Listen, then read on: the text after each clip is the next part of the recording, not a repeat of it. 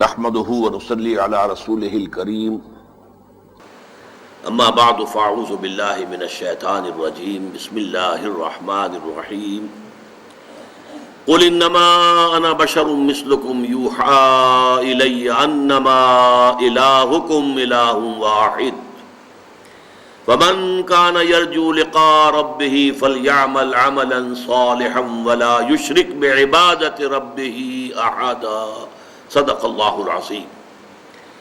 رب اشرح لی صدری ویسر لی امری واحلل عقدۃ من لسانی یفقہوا قولی۔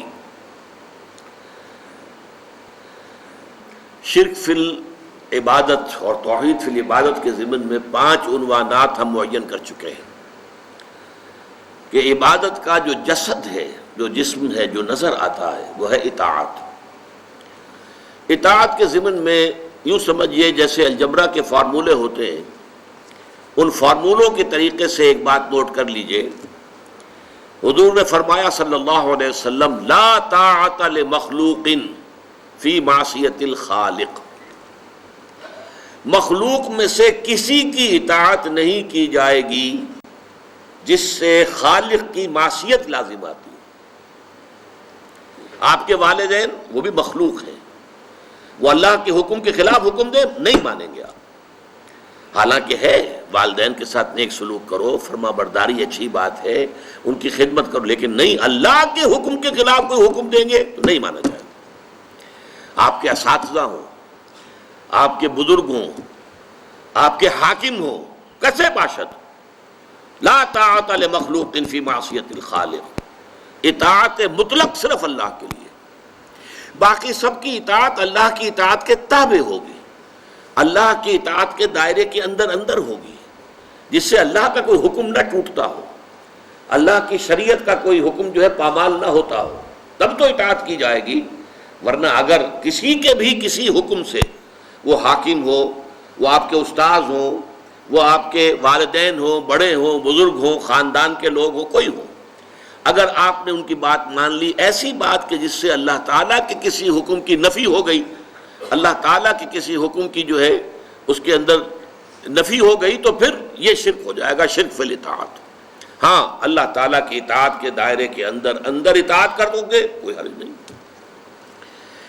اس فارمولے کو اب اپلائی کیجئے۔ میں اب یہاں آج جو گفتگو کر رہا ہوں بڑے سائنٹیفک اور یوں سمجھیے کہ میتھمیٹیکل انداز میں ایک انفرادی سطح پر اپلائی کروں گا اور ایک پھر یہ اجتماعی سطح پر، اس سے آپ کو اندازہ ہوگا کہ یہ کس شکل کے اندر یہ شرک جو ہے ظاہر ہوتا ہے۔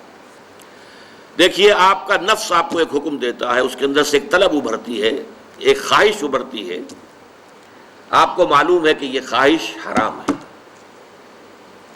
اب آپ نے اللہ کے حکم کو پس پش ڈالا اور اپنے نفس کی خواہش پوری کی، یہ مخلوق کی اطاعت ہو گئی اللہ کی معصیت میں، یہ شرک ہے۔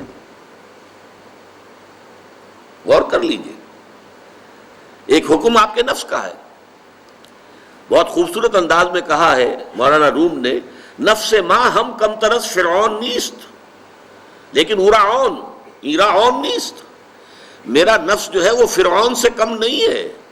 جیسے فرعون نے کہا تھا یہ ملک مصر جو ہے میرا ہے، میرا حکم چلے گا، میں نہیں جانتا کون اللہ واللہ کون ہے، کون موسیٰ کا رب ہے، میں نہیں جانتا، میں ہوں یہاں کا حاکم۔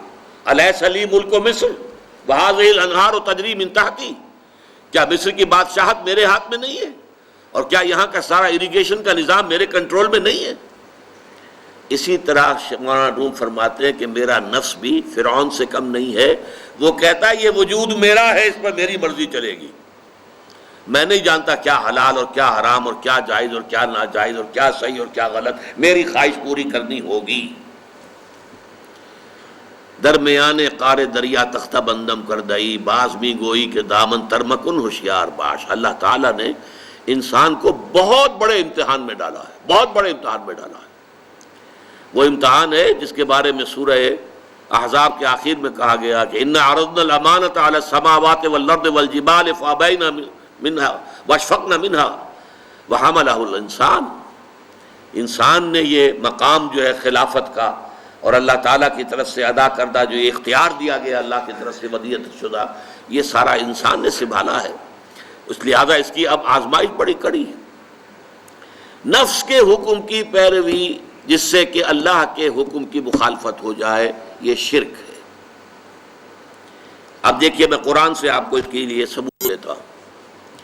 اہم مضامین قرآن میں دو جگہ ضرور آتے ہیں۔ سورہ فرقان میں فرمایا آیت نمبر 43، اَرَأَيْتَ مَنِ اتَّخَذَ إِلَٰهَهُ هَوَاهُ أَفَأَنْتَ تَكُونُ عَلَيْهِ وَكِيلًا۔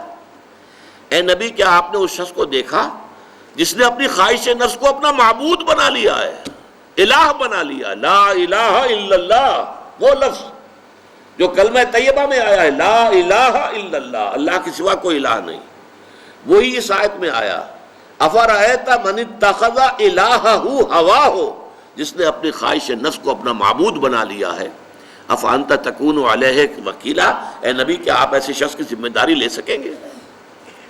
پھر سورہ جاسیہ میں فرمایا آیت نمبر 23، افرأیت من اتخذ الہہ ہواہ وَأَضَلَّهُ اللَّهُ عَلَىٰ عِلْمٍ، کیا تم نے غور کیا ہے نبی اس شخص کے حال پر جس نے اپنے خواہش نفس کو اپنا معبود بنا لیا ہے؟ اب دیکھیے کوئی ڈنڈوت نہیں کرتا، نفس کے آگے کیسے کریں گے، نفس کو سجدہ کیسے کریں گے؟ مراسم عبودیت تو کوئی نہیں ہو سکتے نا، یہ تو اطاعت ہے۔ نفس کی جو خواہش ہے بغیر یہ دیکھے ہوئے کہ حلال ہے یا حرام ہے، جائز ہے یا ناجائز ہے، صحیح ہے یا غلط ہے، اس کو پورا کر دینا، اس کا مطلب ہے آپ کا معبود آپ کا نفس ہے۔ اور یہ قرآن مجید کی دو آیات سے میں نے ثابت کر دیا کہ یہ نفس الہ بن جاتا ہے۔ دعویٰ ہمارا ہے لا الہ الا اللہ، لیکن ارأیت من اتخذ الہہ ہواہ، افرأیت من اتخذ الہہ ہواہ، بعین ہی انہی الفاظ میں دو مرتبہ یہ مضمون آیا۔ یہ ہے در حقیقت نفس کو اپنا معبود بنا لینا۔ اب آئیے اوپر، انسان کی اجتماعی زندگی کا ہائیسٹ لیول جو ہے وہ اسٹیٹ ہوڈ، ریاست، اور ریاست کا اہم ترین مسئلہ حاکمیت۔ توحید فی العبادت کا تقاضا یہ ہے کہ یہاں اللہ کے حکم کے سوا کوئی حکم کسی کا نہ چلے۔ اگر اللہ کے حکم کے ساتھ کوئی اور حکم بھی شامل ہو گیا یہ شرک فی الاطاعت ہو جائے گا۔ ان الحکم الا للہ، اللہ کے سوا کسی اور کو حکومت کا اور حاکمیت کا حق حاصل نہیں ہے۔ وَلَمْ يَكُنْ لَهُ شَرِيكٌ فِي الْمُلْكِ، بادشاہت میں اللہ کا کوئی شریک نہیں ہے۔ یہ سورہ بنی اسرائیل کی آخری آیت۔ وَلَا يُشْرِكُ فِي حُكْمِهِ أَحَدًا، وہ اپنے حکم اور حاکمیت کے اختیار میں کسی کو شریک کرنے کو تیار نہیں ہے۔ لَهُ مُلْكُ السَّمَاوَاتِ وَالْأَرْضِ، دو مرتبہ سورہ حدید کے اندر آیا ہے۔ الملک القدوس، وہ بادشاہ ہے اور پاک ہے۔ لَهُ الْمُلْكُ وَلَهُ الْحَمْدُ، بادشاہی بھی اسی کے لیے ہے، حمد بھی اسی کے لیے ہے۔ یہ ہے اللہ کی شان۔ اب اس کے خلاف کیا ہے؟ شرک۔ کوئی فرعون بیٹھ جائے، الیس لی ملک مصر، میرے ہاتھ میں ہے حکومت، میں حاکم مطلق ہوں، میرا حکم چلے گا، اس نے خدائی کا دعویٰ کر دیا نا۔ اسی لیے قرآن میں آیا، اس نے کہا انا ربکم الاعلی، میں تو تمہارا رب ہوں بڑا، میرا حکم ماننا پڑے گا۔ کوئی نمرود بیٹھ گیا، حضرت ابراہیم سے جس کا بھی آپ کو معلوم ہے قرآن مجید میں سورہ بقرہ میں مناظرہ بھی ہوا، نمرود نے بھی خدائی کا دعویٰ کیا۔ وہ خدائی کیا ہے؟ یہی کہ ہمارا اختیار مطلق ہے، ہم جو چاہیں کریں۔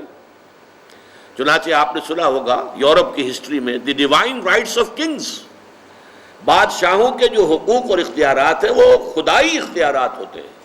Divine rights of kings, kings کے اختیارات کو جو ہے، بادشاہوں کے اختیارات کو کوئی چیلنج نہیں کر سکتا، وہ تو اس سے باوراء ہیں، بلند ہیں کہ ان کے اختیارات کو چیلنج کیا جا سکے۔ ڈیوائن رائٹس، یہ ڈیوائن رائٹس آف کنگز۔ اب آج اس شرک نے کیا شکل بدلی ہے؟ آج کوئی فرعون نہیں ہے، آج کوئی نمرود نہیں ہے، لیکن جمہوریت جو اس دور کی نیلم پری ہے، پوری دنیا کی محبوبہ، معلوم ہوتا ہے کہ اس سے زیادہ بہتر تو کوئی نظام ہے ہی نہیں۔ اس کا اصل اصول کیا ہے؟ ساورنٹی آف دی پیپل، حاکمیت انسانوں کے ہاتھ میں۔ یہ اس دور کا سب سے بڑا شرک۔ ان الحکم الا للہ، یہ توحید، اور ہم حاکم خود ہیں، بدترین شرک۔ آج کتنے موحدین ہیں کہ جو اس شرک کو جانتے ہو؟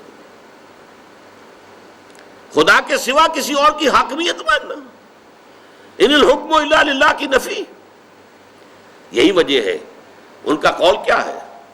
ہماری پارلیمنٹ ہے، وہ فیصلہ کر سکتی ہے ہومو سیکشول میرجز ہم لائسنس کر دیں گے، ہم اجازت دے دیں گے، ہمارا اختیار ہے. ہمیں یہ نہیں پوچھنا کہ خدا کیا کہتا ہے، نہ عیسائیت سے پوچھنا، نہ یہودیت سے، نہ اسلام سے، کسی سے نہیں. ہم بیٹھے ہیں نا ساورن، وی آر ساورن، ہمارے پاس اختیار ہے. ہمیں منتخب کر لیا ہے تمام عوام نے. عوام کی حاکمیت اب ہماری حاکمیت کی شکل میں آ گئی ہے. عوام نے اپنی حاکمیت ہمیں ڈیلیگیٹ کر دی ہے، ہمیں منتخب کر کے وہ ڈیلیگیٹ ہمیں کر دی ہے. ہم حاکم ہیں، جو چاہے فیصلہ کریں. چنانچہ آج آپ کو معلوم ہے جدید ترین ممالک کے اندر گے میرجز، ہومو سیکشول میرجز، دو عورتوں کے درمیان شادی، دو مردوں کے درمیان شادی ہو رہی، جو چاہے کرے. شراب کو چاہیں تو حرام کر دیں، شراب کو چاہیں تو حلال کر دیں. امریکہ میں پروہیبیشن ایکٹ جو ہے 1930s کے اندر نافذ کیا گیا. بہت سے جو ہے فیکٹس اینڈ فگرز آ گئے، اتنے جو ہے حادثے ہو جاتے ہیں شراب کے نشے کی وجہ سے. اور راز جو ہیں، بڑی بڑی پارٹیاں ہو رہی ہیں شراب کے نشے میں دھت ہو کر. کسی سفیر نے کوئی بات اگل دی، کسی وزیر نے کوئی راز جو ہے وہ فاش کر دیا. تو یہ تو بڑے بڑے غلط کام ہو جاتے ہیں شراب سے. شراب کو بند کرو. وہ شراب کا پروہیبیشن ایکٹ پاس ہو گیا، لیکن اس کے بعد وہ چھٹتی نہیں ہے. منہ سے یہ ظالم لگی ہوئی عادت پکی تھی. انہی لوگوں نے دوبارہ کہہ دیا نہیں جائز ہے جی، کھولو اس کو حرام نہیں ہم کر سکتے. لیکن اختیار بند کرنے کا بھی ہمارا ہے، کھولنے کا بھی ہمارا ہے. We don't know any god کہ اس کے فیصلے سے ہوگا کہ اس نے کسی شے کو حلال کیا یا حرام کیا ہے. اس سے ہمارے بحث ہی نہیں ہے. احل اللہ البیع وحرم الربا کہا ہوگا اللہ نے، بیع کو حلال کیا اللہ نے اور ربا کو حرام کیا ہے. وہ ٹھیک ہے، وہ قرآن مجید میں آیت پڑھو اور تلاوت کر کے اس کا ثواب لے لو. باقی یہ کہ ہمارا تو آپ نے ابھی سنا، پاکستان کی سب سے اونچی عدالت کے اندر جو باتیں کہی گئی ہیں، کوئی شے حرام بھی ہو تو اگر وہ لوگوں کے لیے ضروری ہو تو ہمیں کرنی پڑے گی. وہ تو اس لیے ہمیں سے کوئی غرض ہی نہیں ہے حلال اور حرام سے. ہمیں تو اپنا نظام جو بھی دنیا کے مرورہ اصول ہیں، جو بھی دنیا میں پورا نظام چل رہا ہے، اس کے ساتھ ہم آہنگ ہو کر اپنے نظام کو چلانا ہے. لہذا ہمارے لیے یہ شراب، یہ جو جوئے کی جو اس کی سود کی بندش، اس کی کوئی معنی نہیں. تو اس کو اب آپ سمجھ لیجئے. اسی طریقے سے قرآن مجید میں کہا گیا ہے اتخذوا احبارهم ورهبانهم اربابا من دون اللہ. ان اہل کتاب نے اپنے احبار اور رہبان کو بھی اللہ کے سوا رب بنا لیا. اس میں بڑا ایک دلچسپ واقعہ ہے کہ حضرت عدی ابن حاتم طائی جو بہت مشہور تھے، جن کے سخاوت کے بڑے وہ داستانیں ہیں، وہ عیسائی تھے، عیسائی قبیلے سے تھے، طے کا قبیلہ عیسائی تھا. تو ان کے بیٹے حضرت عدی ایمان لے آئے. انہوں نے حضور سے ڈرتے ڈرتے کہا حضور یہ قرآن کی یہ آیت سمجھ میں نہیں آئی میرے، اتخذوا احبارہم ورہبانہم اربابا من دون اللہ، ہم نے تو انہیں کبھی رب قرار نہیں دیا. حضور نے فرمایا کہ ایسا نہیں ہے، جسے وہ کہہ دیں کہ حلال ہے تم حلال سمجھ لیتے ہو، جسے وہ کہہ دیں حرام ہے حرام سمجھ لیتے ہو. کہ جی ہاں ایسا تو ہے. یہ تو تم در حقیقت یہ رب تو بنا لیا تم نے انہیں. حلال اور حرام کا فیصلہ اللہ کرے گا، کسی اور کو فیصلہ کرنے کا اختیار حاصل نہیں ہے. یہ فیصلہ اللہ کرتا ہے. اب آپ کو معلوم ہے پوپ کے پاس دنیا میں عیسائی جو ہے سب سے زیادہ بڑی تعداد جو ہے عیسائیوں کی ہے، اور عیسائیوں میں میکسیمم نمبر جو ہے کیتھولکس کا ہے. اور کیتھولک عیسائیوں کے نزدیک پوپ جو ہے معصوم ہوتا ہے، انوسنٹ. پوپ سے خطا نہیں ہو سکتی. جیسے کہ آپ کو معلوم ہے کہ اسماعیلیوں کا امام جو ہوتا ہے، اب اس وقت جو کریم ہے، کریم آغا خان، وہ امام ہے ان کا، وہ معصوم ہوتا ہے، اس سے خطا ہو ہی نہیں سکتی. جیسے نبی معصوم ہوتے تھے ایسے پوپ بھی معصوم ہے، اور جو ان کا امام ہے جو اسماعیلیوں کا وہ بھی معصوم ہے. لہذا پوپ جو حکم دے گا بس وہی شریعت کا حکم ہے. یہاں گویا کہ پوپ کو خدا بنا لیا گیا. جہاں اصول ہے، جیسا کہ میں نے کہا کہ آپ الجبر کا فارمولہ لا طاعت لمخلوق فی معصیت الخالق، مخلوق میں سے کسی کی اطاعت نہیں کی جائے گی جس میں کہ خالق کی معصیت لازم آ رہی ہے. جہاں خالق کی معصیت لازم نہیں آ رہی، مانو والدین کا کہنا مانو، اساتذہ کا مانو، بڑوں کا مانو، حاکموں کا مانو، سب کا مانو. آپ کا کوئی شیخ قبیلہ ہے اس کا کہنا مانو، بڑے بھائی کا مانو، لیکن اللہ کے حکم کے دائرے کے اندر. کہیں بھی اگر اس سے سرے منہ جو ہے تجاوز ہو گیا تو پھر آپ کے دو معبود ہو گئے کہ کچھ چیزوں میں آپ نے اللہ کو مطاع مطلق مانا ہے اور کسی معاملے میں آپ نے کسی اور کو مطاع مطلق مان لیا ہے. یہ شرک فی الاطاعت ہے جو گویا کہ شرک فی العبادت کا جز ہے. اب آئیے دوسری چیز، عبادت کا جوہر، عبادت کی جان، عبادت کی روح محبت. توحید فی المحبت کیا ہے؟ اللہ سے محبت تمام محبتوں سے بالا تر ہو جائے. کوئی محبت اللہ کی محبت سے اوپر تو نہیں، برابر بھی نہ ہو. برابر ہونا شرک ہے، اوپر ہونا تو سمجھیے کہ اور پتہ نہیں شرک کے علاوہ بھی کوئی اصطلاح ہمیں ایجاد کرنی پڑ جائے گی.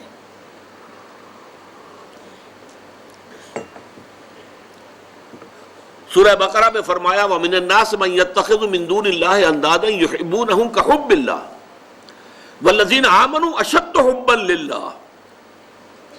لوگوں میں سے کچھ ایسے بھی ہیں جو اللہ کے سوا کچھ ہستیوں کو محبوب بنا لیتے ہیں، اللہ کا مد مقابل بنا کر ان سے وہ محبت کرنے لگتے ہیں جو اللہ سے کرنی چاہیے تھی. وَالَّذِينَ آمَنُوا أَشَدُّ حُبًّا لِلَّهِ، اور جو واقعتاً اہل ایمان ہیں وہ شدید ترین محبت کرتے ہیں اللہ کے ساتھ. تو قرآن یہ نہیں کہتا کہ آپ والدین سے محبت نہ کریں، کرو، لیکن والدین کی محبت اللہ کی محبت کے برابر نہ ہو جائے، اس سے بڑھ نہ جائے. اولاد سے محبت کرو، اولاد کی محبت اللہ کی محبت سے بڑھ نہ جائے. دیکھیے یہ محبتوں کا امتحان ابراہیم سے اللہ نے کیسے کیسے لیا تھا. وَإِذِ ابْتَلَىٰ إِبْرَاهِيمَ رَبُّهُ بِكَلِمَاتٍ فَأَتَمَّهُنَّ قَالَ إِنِّي جَاعِلُكَ لِلنَّاسِ إِمَامًا. کیسے کیسے امتحانوں میں سے پاس ہونے کے بعد پھر وہ مرحلہ آیا کہ اللہ نے فرمایا ابراہیم میں تمہیں تمام نوع انسانی کا امام بناتا ہوں. والدین کو چھوڑا اللہ کے لیے، گھر بار چھوڑا اللہ کے لیے، بادشاہ کے دربار میں آنکھوں میں آنکھیں ڈال کر مناظرہ کیا کہ نہیں کیا؟ بادشاہ جو ہے وہ مرعوب نہیں کر سکا.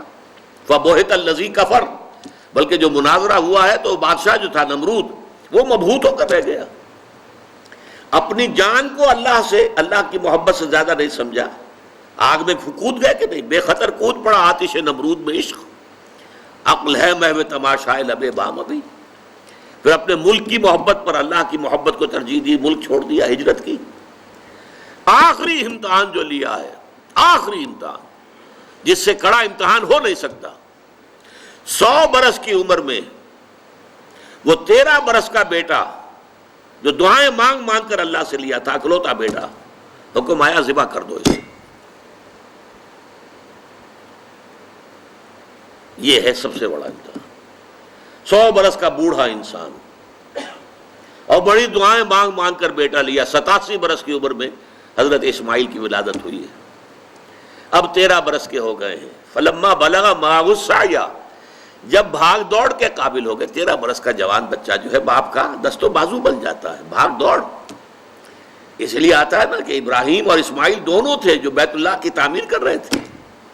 وَإِذْ يَرْفَعُ إِبْرَاهِيمُ الْقَوَاعِدَ مِنَ الْبَيْتِ وَإِسْمَاعِيلُ، اس اسماعیل کے بارے میں انی ارا فی المنام انی اذبحک فانظر ماذا تری. اے میرے بچے میں دیکھ رہا ہوں خواب میں، بار بار یہ خواب آ رہا ہے کہ میں تمہیں ذبح کر رہا ہوں. اور اس کے لیے چھری پھیر دی. یہ تو اللہ تعالیٰ نے جو ہے قد صدقت الرؤیا انا کذالک نجزی المحسنین، اللہ تعالیٰ نے کہا بس بس، امتحان ہمیں لینا تھا، وہ امتحان پورا ہو گیا.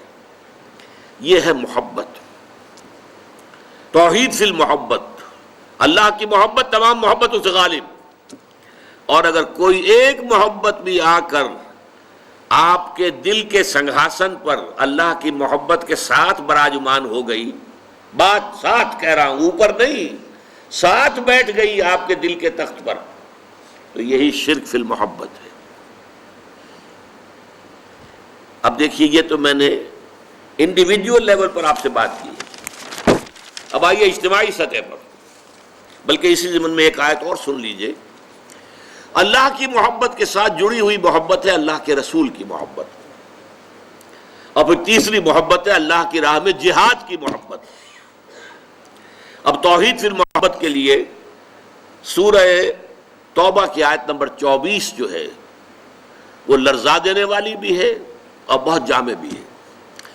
قل ان کان آباؤکم و ابناؤکم و اخوانکم و ازواجکم و عشیرتکم و اموال اقترفتموها و تجارت تخشون کسادها و مساکن ترضونها احب الیکم من اللہ و رسولہ و جہاد فی سبیلہ فتربصوا حتی یاتی اللہ بامرہ واللہ لا یہدی القوم الفاسقین. اے نبی ان سے کہہ دیجئے لوگوں دیکھو، اگر تمہیں اپنے باپ، اپنے بیٹے، اپنے بھائی، اپنی زوج، مرد کے لیے بیوی، بیوی کے لیے شوہر زوج ہے، اور اپنے رشتہ دار اور وہ مال جو تم نے بڑی محنت سے کما کر جمع کیے ہیں، اور وہ کاروبار جن کی کساد بازاری کا تمہیں ڈر رہتا ہے، اور وہ محل، وہ حویلیاں، وہ مکانات جو تم نے بنائے ہیں تمہیں بہت محبوب ہیں، اگر ان 8 چیزوں کی محبت زیادہ ہو گئی تمہارے دل میں، اللہ کی محبت سے، اس کے رسول کی محبت سے اور اس کی راہ میں جہاد کی محبت سے، تو جاؤ دفع ہو جاؤ، انتظار کرو یہاں تک کہ اللہ اپنا فیصلہ سنا دے. اور اللہ ایسے ناہنجاروں کو ہدایت نہیں دیتا. 8 محبتیں ایک پرڑے میں ڈال لیجئے: باپ کی محبت، بیٹے کی محبت، بھائی کی محبت، بیوی کی محبت، رشتہ داروں کی محبت. 5 مال کی 3 شکلیں: جائیداد، کاروبار اور کو نقد. 3 یہ شکلیں، 3 جمع 5 8. اور 3 محبتیں دوسرے پلڑے میں ڈالی: اللہ کی محبت، رسول کی محبت اور جہاد کی محبت.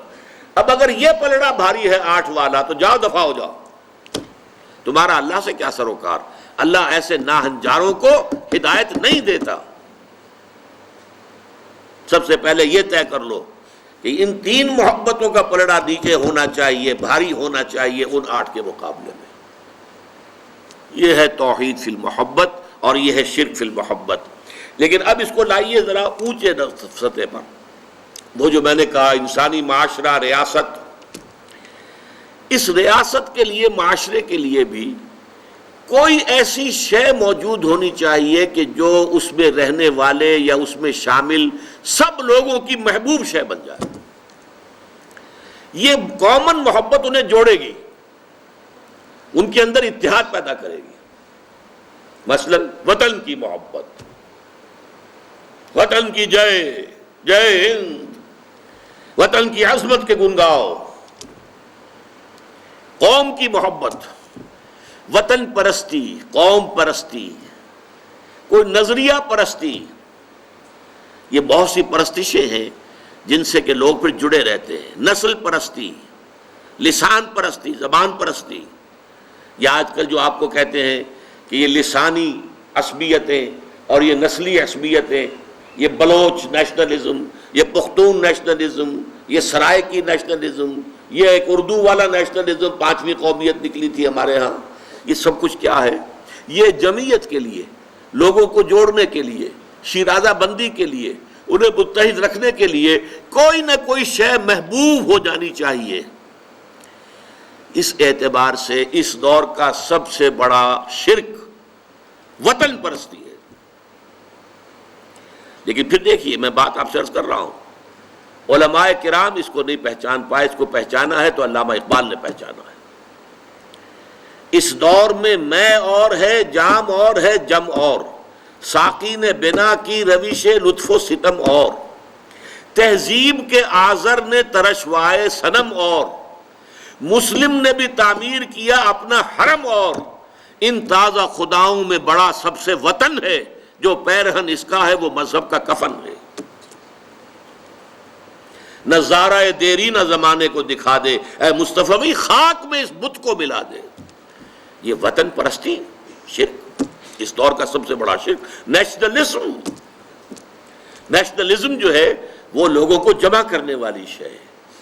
ہماری قوم، ریشیل نیشنلزم بھی ہوتا ہے، نسلی قومیت. اور آج کل نیشنلزم جو ہے وہ علاقائی ہوتا ہے، ٹیریٹوریل نیشنلزم. ایک ملک میں رہنے والے جو ہے وہ سب ایک قوم ہے اور اپنے ملک سے محبت سب سے اوپر کر دیں. یہ ہے در حقیقت علامہ اقبال نے جس کو کہا کہ وطن ایک تو ہے وطن سے محبت ہونا، وہ ٹھیک ہے، حب الوطن من الایمان حدیث ہے. گفتار نبوت میں وطن اور ہی کچھ ہے، اور گفتار سیاست میں وطن اور ہی کچھ ہے۔ وطن جب آتا ہے ایک پولیٹیکل کانسیپٹ کی حیثیت سے، وہ معبود بنتا ہے۔ اس معبود کی ایک نماز ہے، آپ کھڑے ہو جاتے ہیں، ترانہ پڑھا جا رہا ہے اور آپ کھڑے ہیں، جھکے ہوئے، سر جھکا کر کھڑے ہیں۔ یہ قنوت جو ہے یہ کس کے لیے ہو رہا ہے؟ وطن کے دیوتا کے لیے ہو رہا ہے۔ وطن کے دیوتا کا ایک اور ہے سلامی، جھنڈے کو سلامی دی جا رہی ہے۔ جھنڈا وہ علامت ہے آپ کے وطن کی۔ آپ کے علم میں ہوگا، میں اس ترانے کے پڑھے جانے کے وقت کھڑا نہیں ہوتا، اور اس سے بڑی کنٹروورسیز بھی ہوئی ہیں، مجھے بڑی تلخ باتیں بھی سننی پڑی ہیں، لیکن میں یہ سمجھتا ہوں کہ در حقیقت یہ وطن کی نماز ہے، وطن کی حمد ہو رہی ہے، وطن کے اور ترانے گائے جا رہے ہیں۔ در حقیقت یہ اجتماعی سطح پر پولیٹیکل سائنس کے اعتبار سے آج وطن جو ہے وہ جو ہے ایک معبود کی شکل اختیار کر گیا ہے۔ اب آئیے مراسم عبادت، یہ قنوت بھی اللہ کے لیے ہے، جھک کر کھڑے ہونا، اسے قنوت کہتے ہیں۔ قانتین، قانتون، پھر رکوع اللہ کے لیے، سجدہ انتہا ہے، اس لیے کہ اس میں تو انسان جو ہے اپنے جسم میں جو اعلیٰ ترین حصہ ہے یہ پیشانی، یہ جب زمین پر ٹیک دیتا ہے اپنے پروردگار کے حضور میں، تو گویا کہ اپنی انانیت کی نفی مطلق ہو گئی۔ ہمارے اور رب کے درمیان حائل جو ہے ہماری انا، میں، میری مرضی، میری پسند، میری خواہش، میرا فکر، میرا خیال، میری رائے، یہ میں ہے سب سے بڑی وجہ کہ جو پیدا کرتی ہے رکاوٹ۔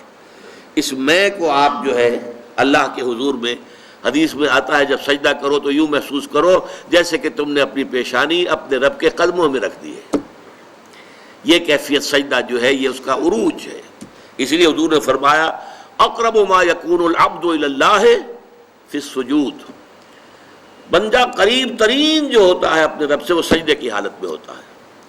اس کی نفسانیت اور اس کی انانیت کی نفی مطلق ہو گئی، اب درمیان میں کوئی شے حائل نہیں ہے، تو قریب ترین ہو گیا۔ یہ سجدہ جو ہے یہ سابقہ شریعتوں میں سجدہ تعظیمی کی حیثیت سے جائز تھا۔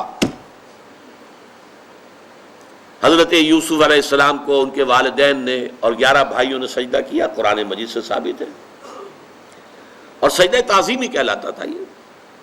لیکن شریعت محمدی میں آ کر توحید کی جو تکمیل ہوئی ہے اس کا ایک مظہر یہ ہے کہ سجدہ کسی کے لیے نہیں ہے سوائے اللہ کے۔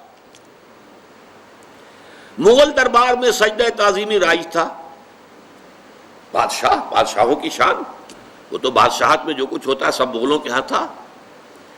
سجدہ تعظیمی اور فتوے دے رکھے تھے علماء نے کہ جائز ہے۔ شیخ احمد سرہندی کھڑے ہو گئے کہ نہیں حرام ہے، ان کی پیشی ہو گئی، عدالت بادشاہ کے دربار میں حاضری ہو رہی ہے، لوگوں نے کہہ دیا کہ وہ جھکے گا نہیں، لہذا ایسا کرو کہ ایک دیوار سی بناؤ، اس میں کھڑکی بناؤ، تو بادشاہ کی طرف جاتے ہوئے اسے اس کھڑکی میں سے گزرنا پڑے گا تو سر جھکا کے گزرے گا۔ حضرت مجدد الفسانی جب وہاں سے گزرے تو پہلے اپنی ٹانگیں نکالی پھر سر نکالا۔ گردن نہ جھکی جس کی جہانگیر کے آگے، جس کے نفس گرم سے ہے گرمی حرار۔ حاضر ہوا میں شیخ مجدد کی لحد پر، وہ خاک کے ہے زیر فلک مطلع انوار، وہ ہند میں سرمایہ ملت کا نگہباں، اللہ نے بر وقت کیا جس کو خبردار۔ گردن نہ جھکی جس کی جہانگیر کے آگے، جس کے نفس گرم سے ہے گرمی حرار۔ یہ ایک بہت بڑا مجاہدہ تھا جو حضرت مجدد الفسانی رحمۃ اللہ علیہ نے کیا، اور جہانگیر گویا کہ ایک طرح سے اس کی توہین ہو گئی، پھر جیل میں ڈال دیے گئے، جیل ہی برداشت کی۔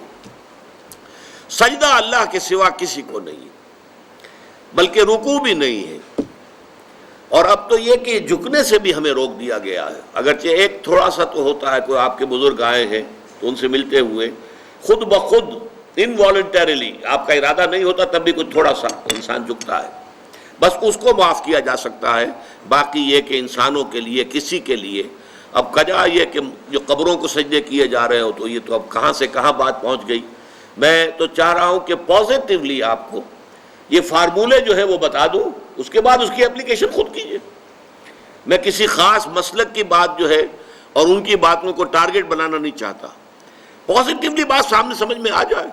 توحید فی الاطاعت یہ ہے، شرک فی الاطاعت یہ ہے، چاہے وہ نفس پرستی کی اطاعت ہو اور چاہے وہ عوامی حاکمیت کے تصور کی اطاعت ہو، وہ بھی شرک ہے، یہ بھی شرک ہے۔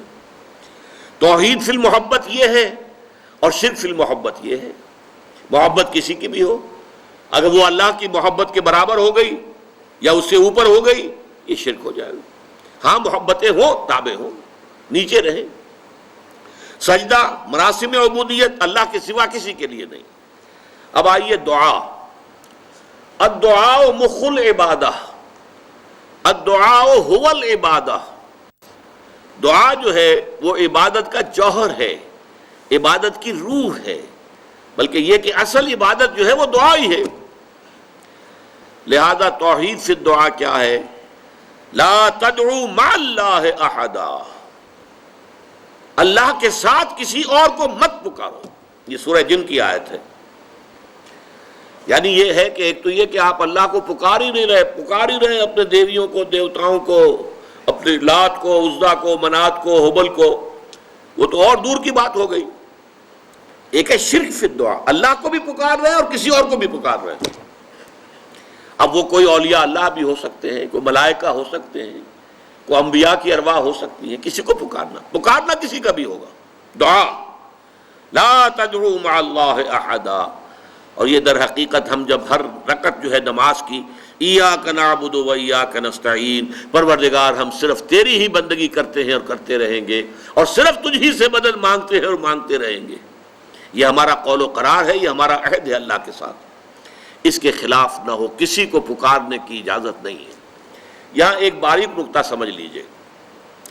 ایک ہے کسی کو پکارنا، کسی سے مدد چاہنا، کسی سے کسی کام کے اندر جو ہے کوئی امداد کی خواہش کرنا، جو کہ ہو دنیاوی جو معمولات ہیں، جو عام ہمارے قواعد ہیں، ظاہری مادی اسباب و وسائل کے درجے میں، وہ شرک نہیں ہے۔ میں کسی سے کہتا ہوں مجھے ذرا پانی پلا دو، یہ بھی ایک دعا ہے، استمداد ہے، مدد آپ نے مانگی ہے، اس سے اپنی ایک ضرورت پوری کرنے کے لیے کہا ہے۔ لیکن کیا ہے یہ کہ گھڑا ہے، وہاں رکھا ہوا ہے، وہاں پانی ہے، اس میں سے پانی لائے گا وہ دے گا۔ جو ظاہری قوانین طبیعہ جو ہیں ان کے دائرے کے اندر کوئی دعا، کوئی استمداد، کوئی استعانت، کوئی استغاثہ، اس میں کوئی حرج نہیں۔ غیبی اعتبار سے کسی کے ساتھ بھی کوئی دعا کی جائے گی اللہ کے سوا، وہ شرک ہے۔ وہ استدعا ہو، استغاثہ ہو، استعانت ہو، استمداد ہو، استنصار ہو، کچھ بھی ہو، غیبی طور پر دنیا کے معروف طریقوں میں اور جو ہمارے طبعی قوانین ہیں ان کے دائروں کے اندر مدد مانگنا، اس میں قطعاً کوئی شرک نہیں، یہ توحید ہے۔ البتہ اس میں بھی ایک باریک نکتہ ہے۔ ایک بزرگ تھے جو فوت ہو گئے، انہوں نے یہ بات مجھے جس طرح سمجھائی تھی وہ آج بھی میں ان کا مشکور ہوں کہ دنیا میں عام قاعدے قانون کے تحت بھی کسی سے کچھ کہنا کہ بھائی میرا یہ کام آپ کر دیجئے، آپ کر سکتے ہیں، ایک دفعہ کہنا جائز ہے، دوسری مرتبہ یاد دلا دینا کہ شاید بھول گئے، وہ بھی جائز ہے، تیسری مرتبہ کہنا شرک ہو جائے گا۔ اور اس میں الہا و زاری کرنا اور خوشامدیں کرنا اور گڑ گڑانا، یہ تو شرک ہے۔ تم نے یہ سمجھا ہے کہ تمہارا کام یہی کر سکتا ہے، کام کرنے والا تو اللہ ہے۔ لا فاعل فی الحقیقت ولا مؤثر الا اللہ، حضور نے فرمایا کہ اگر تمہیں جوتا باندھنے کا تسبہ درکار ہو تب بھی اللہ سے مانگو، کسی کے سامنے سوال کا جو ہاتھ جو ہے وہ دراز نہ کرو۔ اللہ نے تمہیں ایک عزت نفس دی ہے، اس عزت نفس کو ڈھیلا نہ بناؤ، کسی کے سامنے جو ہے اپنا ہاتھ پھیلا دینا، اپنی عزت نفس جو ہے اس کو ختم کر دینا ہے، مت مانگو کسی سے کچھ۔ لیکن یہ کہ ٹھیک ہے دنیا میں کام چلتا ہے۔ حضور کا شکی شان تو یہ تھی کہ اگر آپ سواری پر ہوتے تھے اور آپ کی چھڑی گر گئی تو سواری کو بٹھا کے اس سے اتر کر چھڑی خود اٹھاتے تھے، آپ کسی اپنے ساتھی سے یہ نہیں کہتے تھے کہ میری چھڑی پکڑا دو مجھے۔ آپ کی تو غیرت کا عالم جو ہے وہ بہت بلند تھا، بہت بلند تھا، بہت بلند تھا۔ لیکن دنیاوی عام طریقے سے یہ کہ ٹھیک ہے بھئی آپ ایک کام ہے آپ کر سکتے ہیں، یہ کر دیجئے۔ اس نے کہہ دیا ٹھیک ہے میں کروں گا، پھر بھول گیا یا کچھ اور ہوا، دوسری مرتبہ یاد دہانی کرا دی. تیسری مرتبہ جو ہے انہوں نے کہا کہ پھر اس میں شرک کی بو آنے لگتی ہے کہ معلوم ہوتا ہے کہ آپ نے سمجھا ہے کہ اسی کو اختیار حاصل ہے, یہی مقتدر ہے, اسی کو آپ کا کام کرنے کا جو ہے وہ پوری قوت اور قدرت حاصل ہے, اور یہ چیز جو ہے یہ شرک کی بو اس میں سے آنی شروع ہو جاتی ہے. لیکن یہ ہے معاملہ سارا جو اسباب عادیہ کے تحت, اس سے ماورا آپ کسی کو نہیں پکار سکتے. میں معذرت کے ساتھ عرض کروں گا اگر کسی کے جذبات کو ٹھیس پہنچے, آپ شیخ عبد القادر جیلانی رحمۃ اللہ علیہ کو نہیں پکار سکتے, محمد رسول اللہ کو نہیں پکار سکتے. اور واقعہ یہ ہے کہ محمد الرسول اللہ کو تو پکارا بھی نہیں جاتا, پکارتے لوگ ہیں زیادہ حضرت علی کو, یا علی مدد. شرک.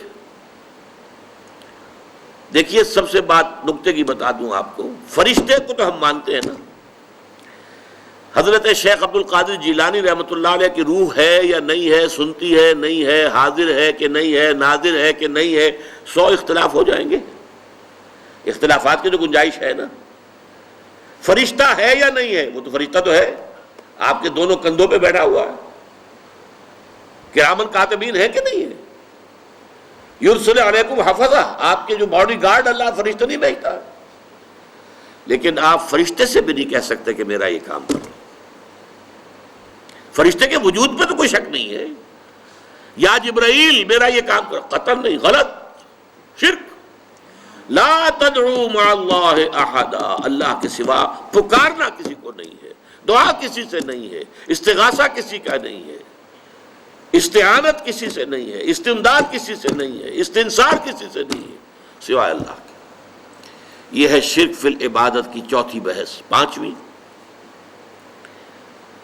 عبادت کی اللہ کے ہاں قبولیت کی شرط لازم ہے اخلاص. اخلاص نہیں ہے تو عبادت قبول نہیں. اخلاص کی ضد کیا ہے؟ ریا. ریا کہتے ہیں دکھاوا, دکھانے کے لیے کام کرنا. سمعہ, سنانے کے لیے, لوگوں کو سنانے کے لیے کہ یہ کام میں نے کیا ہے تاکہ لوگ سن لیں, اور لوگوں کو معلوم ہو جائے کہ ہم یہ تو بہت ہی اللہ تعالیٰ کے جو ہے بڑے پہنچے ہوئے آدمی ہیں. اس کے ضمن میں اب آپ ایک پہلے حدیث سن لیجئے, مسند احمد ابن حنبل کی ہے اور مشکات کے حوالے سے. باب الریا والسمع, مشکات کا جو ہے اس میں یہ حدیث موجود ہے. حضور فرماتے ہیں من صلی یرائی فقد اشرک, ومن صام یرائی فقد اشرک, ومن تصدق یرائی فقد اشرک. جو نماز پڑھتا ہے دکھاوے کے لیے وہ شرک کر چکا. یہ کر چکا کا ترجمہ کیوں کر رہا ہوں؟ اس لیے کہ فعل مضارع ہو تو اس میں اندیشہ ہوتا ہے کہ کام ہو رہا ہے نہیں ہو رہا ہے, پورا ہوتا ہے نہیں ہوتا ہے. کر چکا, کوئی شک ہی نہیں, وہ اس شرک کا ارتکاب کر چکا.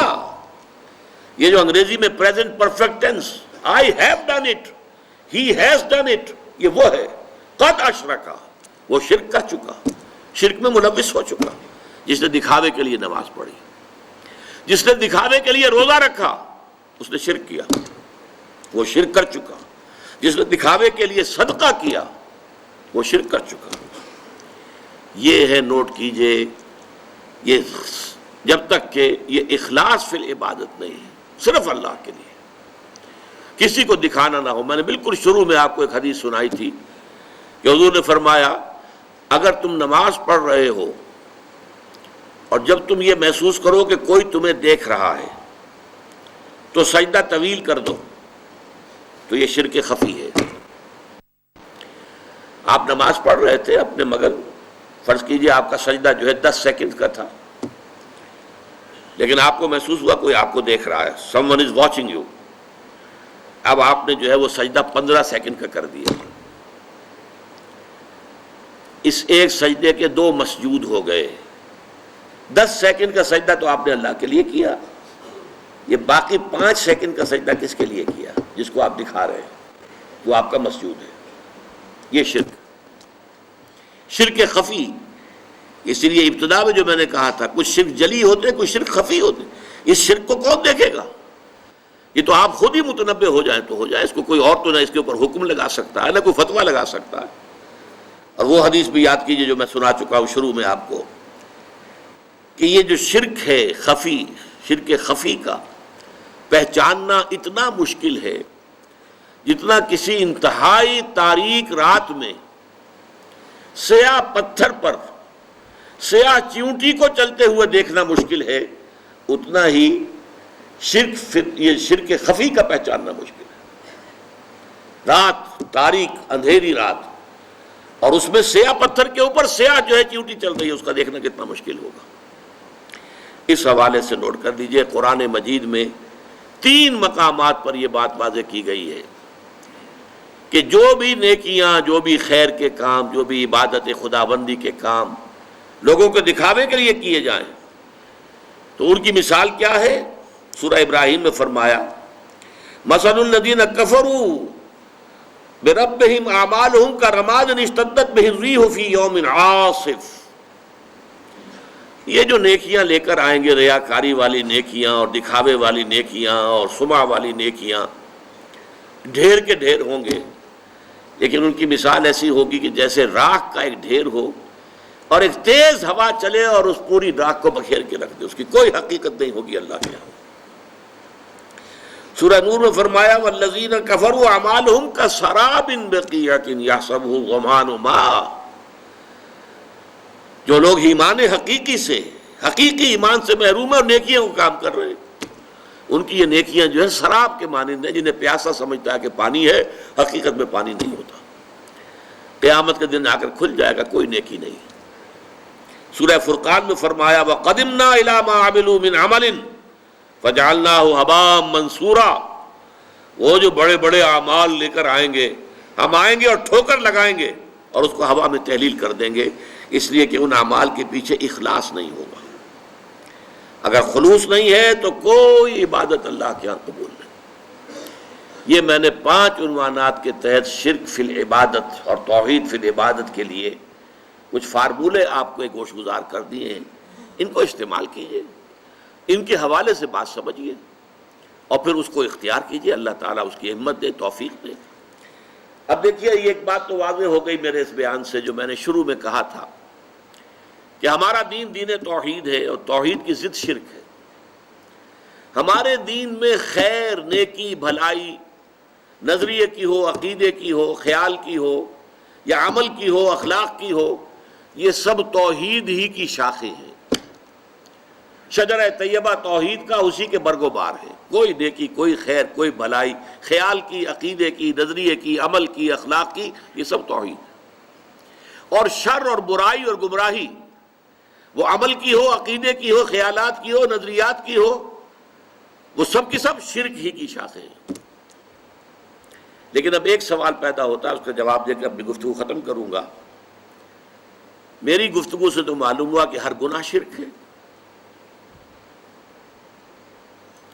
پھر یہ جو سورہ نساء میں 2 مرتبہ فرمایا کہ ان اللہ لا یغفر ان یشرک بہ ویغفر ما دون ذلک لمن یشاء، اللہ تعالیٰ اس کو تو نہیں بخشے گا کہ اس کے ساتھ شرک کیا جائے، اس سے کمتر گناہ جو بھی ہوگا جس کے لیے چاہے گا بخش دے گا۔ تو پھر وہ کمتر گناہ کون سے؟ سوال حقیقی ہے یا نہیں؟ آپ لوگوں کا ذہن ادھر گیا یا نہیں گیا؟ جانا چاہیے تھا۔ جواب کیا ہے؟ یہ کام اگر غیر شعوری طور پر ہو رہا ہو، تعمد نہ ہو، ارادے کے ساتھ نہ ہو، نظریے کے تحت نہ ہو، اس کو حق سمجھتے ہوئے نہ ہو، تو وہ گناہ رہے گا اور اس سے توبہ کرنے سے اللہ تعالیٰ اس کو معاف فرما دے گا۔ اور یہ بھی ہو سکتا ہے کہ بغیر توبہ کے بھی معاف کر دے۔ لیکن اگر یہ مستقل ہو، نظریے سے متعلق ہو، جان بوجھ کر کیا گیا ہو، عمدن کیا گیا ہو، تو پھر یہ شرک ہے۔ اس فرق کو ذہن میں رکھیں گے تو پھر وہ آیت سمجھ میں آئے گی ان اللہ لا یغفر ان یشرک بہ ویغفر ما دون ذلک لمن یشاء۔ آخر میں اللہ تعالیٰ سے دعا کرتا ہوں، اللہ تعالیٰ ہمیں ہر نوع اور ہر شکل اور ہر صورت کے شرک سے محفوظ رکھے۔ اقول قولی ھذا واستغفر اللہ لی ولکم ولسائر المسلمین والمسلمات۔